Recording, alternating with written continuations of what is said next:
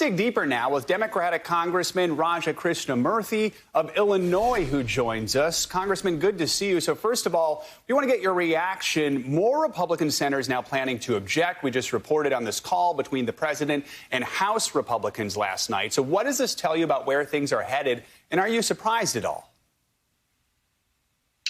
Unfortunately, I'm not surprised. It's going to be a long Wednesday.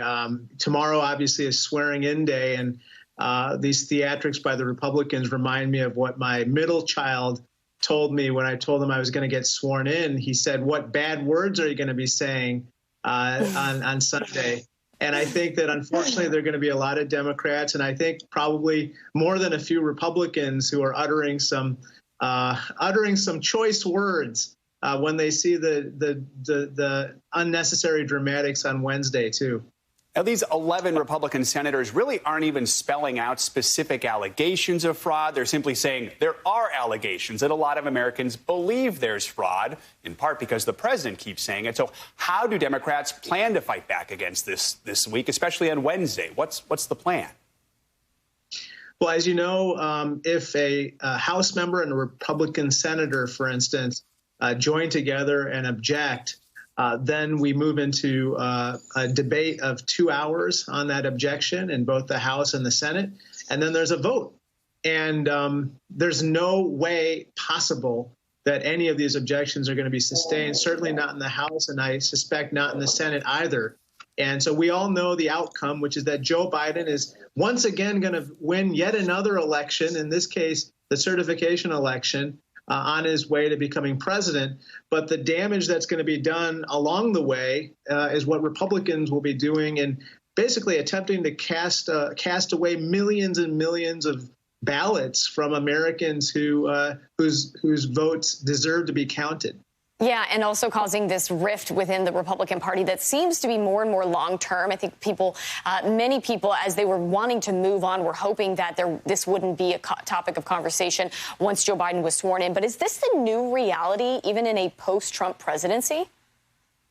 I hope not. But I do think that I would respectfully submit there's a supermajority of Americans who are wanting to move on. They want to unify under Joe Biden's leadership, but at the same time, they want to see things get done. But they don't like these dramatics. You know, today is, I think, week 17 in the NFL, and when they see this nonsense being uttered by the Republicans, it's like, you know, the Republicans are saying that we should have 6 quarters in a football game or something. They want to change the rules as we go along in these proceedings, and I don't think Americans' sense of fairness would tolerate that.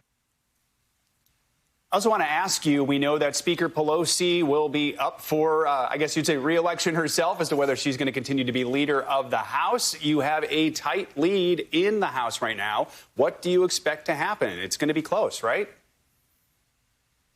She's going to be elected Speaker again.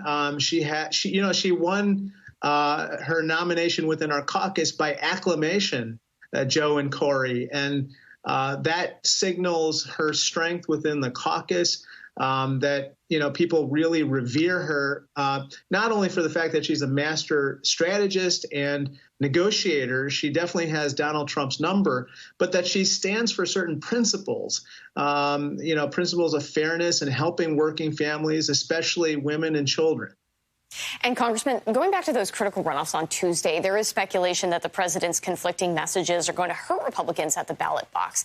Are you of that mindset, or do you think Democrats can't take anything for granted at this point?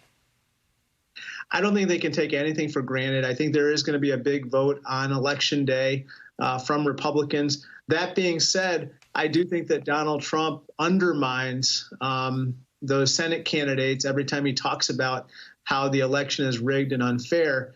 But on the Democratic side, we have to just work, we're 5 points down, and just make sure that we get every single person out there to vote and then some.